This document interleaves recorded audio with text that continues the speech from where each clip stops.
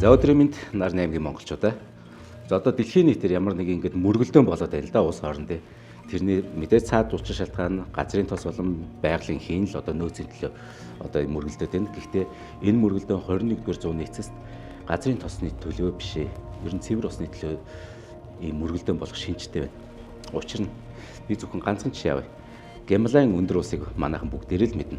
За тэр уусаас мянган гол их авч байгаа гэсэн би яг 4 голыг онцлоо.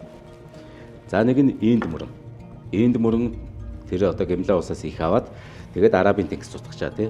Энэ хооронд Инд мөрөн 300 сая хүний амь амьдралыг тэтгэдэг. За бас нэг мөрөн, Ганга мөрөн их авч урссаар хагаад Бенгалийн булан цутгана. Энэ хооронд хагас тэрбум хүний аж амьдралыг тэтгэдэг. Хөх мөрөн Хятадын дундуур урссаар хагаад дорнд Хятадын тэнгис цутгана. Ингэхдээ 400 сая хүний амь амьдралыг тэтгэнэ. Меконг мөрөн зүүн урагшаа урссаар хагаад тэгээд өмнөд Хятадын тэнгист цутгачаа тий. Энэ хооронд 100 гаруй сая хүний амь амьдралыг тэтгэж байгаа. Тэгэхээр нийт хэд болов? Тэр бум 500 сая. Тэгэхээр тэр яаж тэр өндөр Гямлайн уусаас тэд нар тэр гол мөрөн их аваад байгаа. Тэрэн дээр газрын гүний уснаас биш шүү дээ. Тэр мөнх цаст, тэр ориглоос цас мөснөөс их авч байгаа. Энэ ямар учиртай гэхээр хэдэн 10,000 жил, магадгүй 100,000 жилийн турш тэнд цас орж исэн. Цас орох болгондоо жил болгон л тэнд цасыг нэмээлэдэг. А гэхдээ мэдээ 100 болохоор зарим хэсэг нь хайлна. Хайлахаараа тэр гол мөрөн болж урсчаа. Тэгэхээр 100,000 жилд энэ 10,000 жил, 1000 жилийн өмнө, 100 жилийн өмнө ч гэсэн энэ яадаг гэсэн гэхээр хайлж байгаа цасны хэмжээ, нэмж орж байгаа цасны хэмжээ хоёр яг тэнцвүүл байсан. Бодон шанийг үеч, Чингис хааны үеч, манай Богд хааны үеч энэ бүгд яг тэнцвүүхэн л явж байсан. Гэтэл сүүлийн хэдхэн 10 жилийн дотор орж байгаа цаснаасаа хайлж байгаа цас нь ихсчихгүй юу? Энэ үзэгдэл маш аюултай болж. Ингээд хэдхэн 10 жилийн дараа магадгүй энэ гол горих одоо энэ олон мянган мөрөн тэ гол булаг шанд хайлж үгүй болж бүр ингээд ширгэж алга болох аюултай байна л да. Тэгэхээр заавал нөгөө дэлхийгээ яриад байгаа юм биш л те. Монголд ч ялгаагүй хэдэн 100 хэдэн мянган гол горигч нь бас мөнх цаст уулсаас бас их авдаг. Жишээ нь бидний хамгийн сайн мэддэг ховд гол байна. Ховд голч нь тэр те өндөр уулын тэр мөнх цаст ориглоос л тэр цас мөснөөс их авчаа. Тэгэхээр мөнх цаст уулс гэж нэрлэдэг. Мөнх гэдэг үг байгааз одоо энэ мөнх гэдэг үг маань өөрөө мөнх бус болж хувирахыг харах чихгүй нэгтэй байна л да. Тэгэхээр дэлхийн нийтийн асуудал биш. Зөвхөн дэлхийн нийт гэж бид нар нөгөө орхиж болохгүй юм чинь Монгол улсад ч гэсэн хамааралтай байна. За тэгээд та бүхэндээ 2 хүүхдийг танилцуулъя. Жохоо хүүхдүүд. Дөнгөж 17 настай. Нэг нь Говьалтай аймгийн хүүхд, нөгөөх нь Ховд аймгийн хүүхд байгаа. Энэ 2 хүүхд бол бүр бага балчир байхаас мэдээ орохоос л мөнх цаст ориглын тэр цас мөсийг харж өссөн хүүхдүүд. Гэтэл энэ дэлхийн нийтээр явагдаж байгаа энэ дулаалд энэ хүүхдүүд маань санаа зовсондоо бүхэл бүтэн 3 жилийн турш энэ өндөр уулын цас мөс хайлах процессыг судалсан. 17 настай мөртлөө бүр 14 наснаас эхэлсэн. Тэр хүүхдүүдтэй одоо би яг ярилцах чаа. За ингээд 3 жил судалгаа хийсэн 2 дүүтэйгээ одоо холбогдъё. За Улаанбаатар хотоос Зандаахан мэнчилж байна. 2 дүүтэй амрыг ирээ. Эхний асуулт тоо 2 ингээд өндөр уулын бүсэд амьдардаг 2 хүүхэд багаасаа ингээд харж исэн тэр мөнх цасан оргил цас мөсний хэмжээ нь яг багадаа харж исэн одоо харж байгаа хоёрын хооронд өөрчлөлт байна. Багадаа харж исэн одоо харж байгаа хоёр хоорондоо нэлээд ялгаатай. Багадаа болохоор маш тийм том уулынхаа оройг нэлэхүүд нь бүрхдэг байсан бол одоо бол ерөнхийдөө угаасаа багассан байгаа. Харамсалтай тий. За тэгэхээр ах нь бол яг Монгол улсад за 2000 м-ээс дээш өндөрт гарч үзээгүй л дээ. Гэтэл та хэд очисон сайр улс чинь болохоор бараг 4000 м өндөртэй тий. Яаж судалгаа хийд юм бэ? Яг орой дээр нь гард юм уу? Эсвэл хормоогоос нь ажиглад юм уу? Судалгаагаа болохоор яг мөснийхөө доод хил дээр очиж хийдэг. Мөслөг мөсөн гол нь өөрөө уур амьсгалын одоо хамгийн өртөмтгий байдаг. Одоо ингээ байнга шилжиж хөдөлгөөнтэй байдаг болохоор бид тэр мөсний доод хилд байгаа хамгийн том чулуун дээр тэмдэг тавьдаг. Эхний утсан жилдээ хөдөлгөөргөө маш том чулуун дээр тэмдэг тавиад дараа жил нь очиход тэндээсээ тодорхой хэмжээгээр ухарсан байдаг. Тэр хавьд нь дахиад тэмдэг тавиад тэрний дараа жил очихоор дахиад ухарсан байдаг. Тэгээд тэр хоорондын зайг хэмжээд судалгаа хийдэг. Их гоё арга шүү дээ. 3 жилийн өмнөөс эхэлсэн гэж байна тий. За хамгийн анх ингээд тэмдэг тавьсан тэр будцсан чулуугаас дараа жил нь хэдэн сантиметр, тэрний дараа жил хэдэн сантиметр ч юм ингээд холдсон байна. буюу багассан байна. Ерөнхийдөө бид эдийн сайр уулын судалгаа маань 2 мөсөн голн дээр судалгаа хийсэн. Жирата аймын мөсөн гол, Сухата аймын мөсөн гол гээд. За Жирата аймд болохоор эхний жил 6 м-ээр ухарсан байсан. 2 дахь жилдээ 12 м, 3 дахь жилдээ 6 м гээд ер нь бол нийт 3 жилийн хугацаанд 3435 м, жилд дунджаар 17 м-ээр ухарсан байсан. Тэгэхээр тэр цас мөсний хэмжээ багасх нь яг ямар одоо өөрчлөлтөнд хүрэх вэ энэ нутгийн иргэдэд?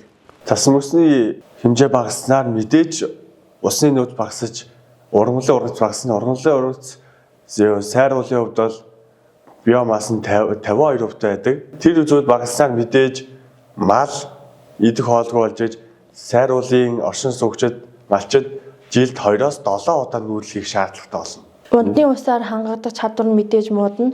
Мөн ан амтан ургамал зэрэг одоо хомсдож үгүй болох, устж үгүй болох эрсдэлд орно. Зэрлэг амьтдын хувьд мэдээж хэрэг нөгөө мал аж ахуйгаас гадна зэрлэг амьтд ч гэсэн бас хэцүү болох нь байна тий. Одоо жилд жишээ нь 10 хэдэн метрээр ингээ багасч байна. Та хоёрын анх ингээ судалснаас хойш бүр 30 гаруй метрээр ингээ багасчлаа шүү дээ. Энэ хурдаар явбал хизээ бүр мөнх цас байхгүй болох юм шиг байна. Одоо ер нь удахгүй баха. 2040 он гарахад бүр мөс устдах магадaltaй юм шиг санагдаад байгаа. Маш аимшигтай мэдээ. Одоо үүнээс хүн төрлөختөн зүхтаж чадахгүй байна л да. Зөвхөн Монгол юм шиг дэлхийн асуудал болчиход байна те. Ядаж энийг удаашруулах юу хийж болох юм бол бид?